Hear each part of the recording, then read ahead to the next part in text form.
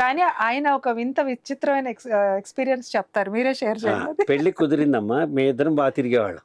ఉమ్. అసలు అవడానికి arrange marriage కానీ April 1 ముహూర్తం పెళ్లి చూపులు చూసుకున్నాం.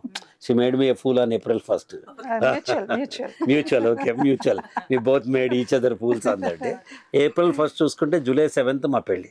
అంటే క్లోజ్లీ 96 రోజులు మధ్యలో గ్యాప్ ఉంది. ఈ 96 రోజులు మేము ప్రేమించుకున్నాం.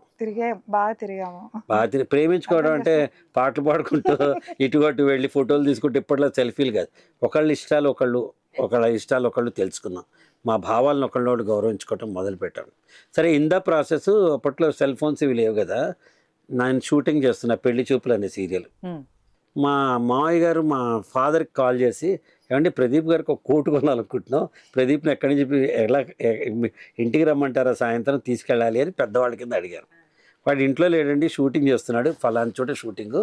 నాతో పొద్దున ఏం చెప్పాడంటే 6:30కి షూటింగ్ అయిపోతుంది అన్నాడు, తర్వాత ఫ్రీగా ఉంటాడు, మీరు అక్కడికి వెళ్ళి అక్కడి నుంచి అక్కడికి తీసుకెళ్ళచ్చు అన్నారు. నేను ఆ రోజున హీరోయిన్ సుధారాణితో పెళ్లి చూపులు అనే సీరియల్లో పాట షూట్ చేస్తున్నా. ఎవరితో ఎవరికి ఉందో ఏ మూడు ఎప్పుడు పడుతుందని.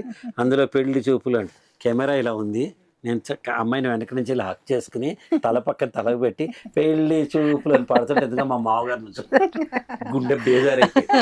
అంటే నాకేం ప్రాబ్లం కాదు, వాళ్ళు ఎలా రిసీవ్ చేసుకుంటారు. ఆయన అలాగే ఉన్నారు, ఓ ఇలా ఉంటుందా షూటింగ్, చాలా బాగుంది అన్నారు అంతే. నేను